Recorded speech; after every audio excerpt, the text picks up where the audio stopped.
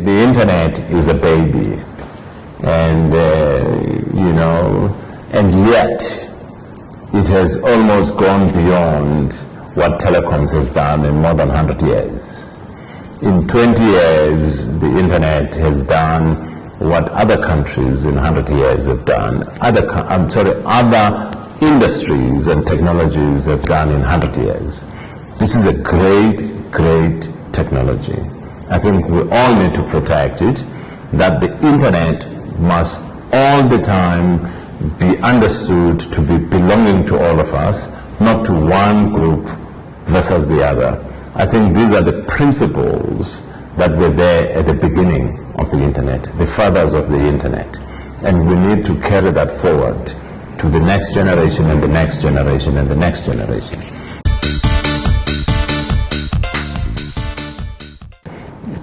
To roads, the first dial tone that connected this country to the internet. Well done, roads, and we will always salute you. And as one of the academic institutions that brought this platform into this continent, in this country, I think that experience really, unfortunately, is not written in the history of this country. Internet Service Provider Association, Uniforum, roads, these are institutions that I think need to be celebrated in this country for ensuring that the internet is what it is today.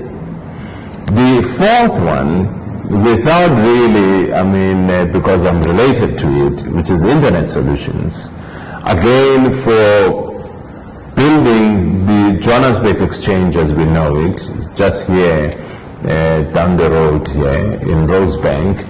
That is where the first internet exchange point was, from a commercial now point of view.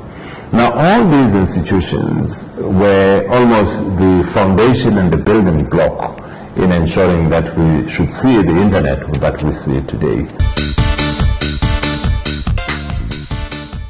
I must also emphasize the African internet community.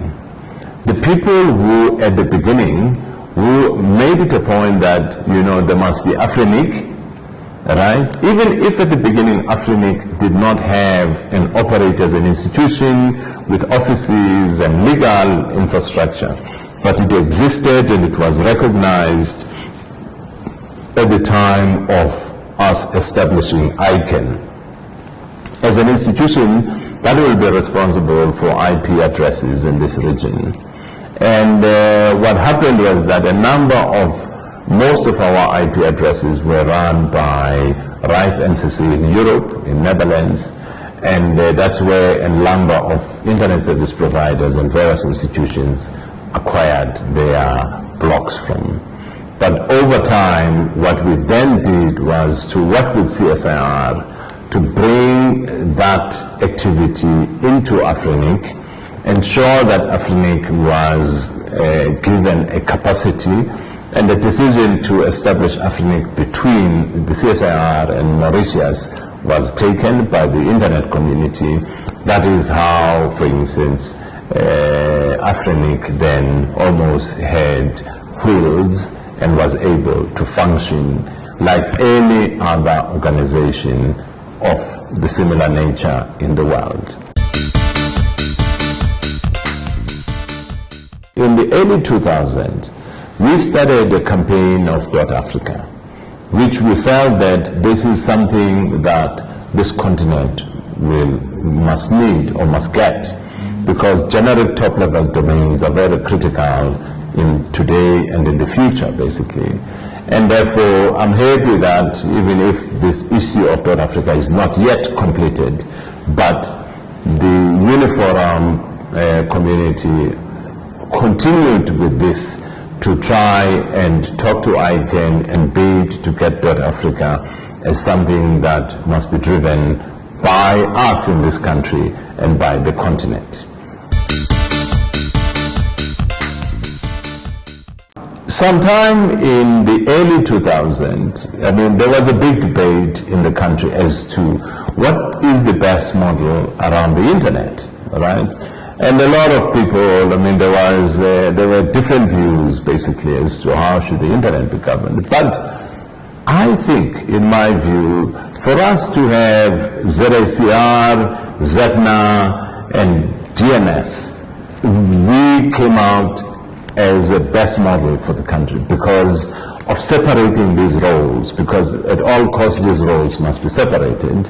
You know, the role of dispute resolution mechanism, in the same way as you see in ICANN, the role of, for instance, the ombudsman in dealing with dispute resolution mechanism, and also the technical community is a very important community that must work in tandem with, you know, those who make policy. If you look at ICANN in different way and structures of ICANN, I think as a country, you know, having this multi-stakeholder model is what actually will drive the future of the internet, is what we have today. But we need to make it a point that civil society and private sector, academia, the technical community and government, all of them are equal.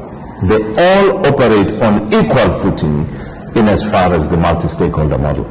These are the founding principles of the internet. There is no one who is above the other in as far as internet is concerned, and the way in which internet has to be governed from today into the future and from today into the past. So these are critical issues that the fathers of the internet talk about all the time, that the spirit of the internet is based on this, you know, multi-stakeholder model of governance. It's very important, therefore, as a community that, you know, we should keep this spirit, because this, at the beginning of the internet, this was the purpose, that the internet must be a platform that is not governed by no one, but it's a platform that all of us have a say in it. Now, at the time of establishing ZACR and ZACR, this was not clear to many people.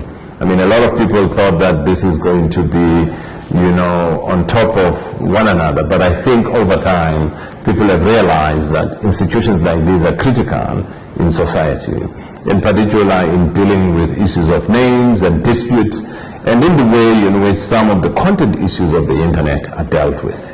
I still believe that we need to strengthen the community arm, basically, that there should be structures of community, there should be structures of society in dealing with internet issues, so that there is a dynamic relationship or communications between your ZACR, your ZACR, and society, or private sector, or communities, or academia, or technical community.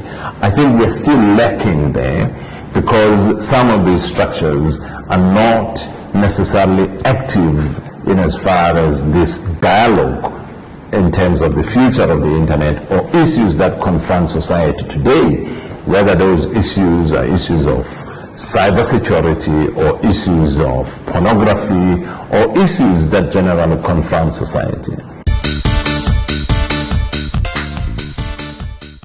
The issues of the internet governance almost have been elevated to a level which has gotten attention to heads of state.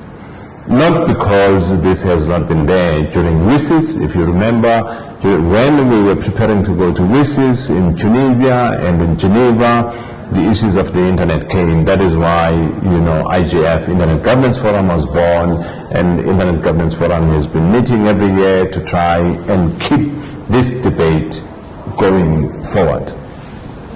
But I think what has happened in the last 3 years is very interesting. I mean, since Snowden revelations, about mass surveillance, a lot of heads of state in the world started to say, this thing called the internet is serious. We really need to take a look at it. And we need to understand exactly what is happening. But the fundamental issue was that the internet must be used for peaceful purposes. The internet must be used for purposes of ensuring that we can exchange information, for learning, for other things. The internet must never be used as a place for combat, as a place for war, as a place for conflict, as a place for all such things. All right? So there was a body that was created, which was a panel of a different number of people, which was chaired by President Ilves, president from Estonia, which I was fortunate to be part of, to look at the future governance of the internet. I mean, you can have a look at that on the internet, you know, a global internet governance panel and mechanisms. You will see what we say and the models we suggest at a local, at a national, at a level of regional level, and at a global level as to how should the internet be governed. Following that, President Dilma Rousseff convened a meeting in Brazil, which was called Net Mundial Initiative, which again was to debate the issues of internet governance. I was fortunate again to be one of the 4 co-chairs of that event. And that event came up with a statement of Net Mundial statement, which again I would advise people to go and have a look at. But subsequent to that, what we have now established at a global level is what we call the Net Mundial Initiative, where there's Net Mundial Council. And again, the internet, I mean, if you go to netmundial.org or Net Mundial Initiative, you will see all what I'm talking about that defines how the world of the internet should work, how the world of internet governance should work, and how should stakeholders, all stakeholders must be able to coordinate between each other. It is important, us as a country, us as a community, us as an internet community in this country, to understand the multi-stakeholder model and to be able to embrace it, because this is what is being embraced by almost the majority of countries, the majority of stakeholders in the world, right? And I must say, though, that there is a community that talks about, you know, multilateralism, I mean, which is, in my opinion, I can state it now very clearly that, you know, this is a model, in my view, that a lot of people have expressed views in the world that it cannot work in the way in which the internet has to be governed. People should operate on the internet on an equal footing. I mean, this is something that is very important for us to accept and understand why is the case, basically. This does not take away each one's role. The role of government, the role of the private sector, the role of civil society, you know, the role of the academic community, the role of technical community in performing their functions. But it must not be seen in a hierarchy format, but it must be seen on an equal footing, the way we perform our respective roles. Today, I mean, we talk about new types of semiconductor material or conductive material, for instance, such as graphene. Very interesting, I mean, to look at this non-silicon based products that will drive beyond nanoelectronic structure, for instance. You know, as you know, chipsets today are built to almost 23 nanometer structures to 17, 18 nanometer structures going to teens. The next generation, I mean, there's a big debate about how far can we keep slicing the silicon? I mean, are we going to go to single digit, or are we probably going to look at alternative materials such as graphene, for instance? Things have changed. I mean, and things have, I mean, technology has advanced, but I think the principles of semiconductor and electronics will remain the same.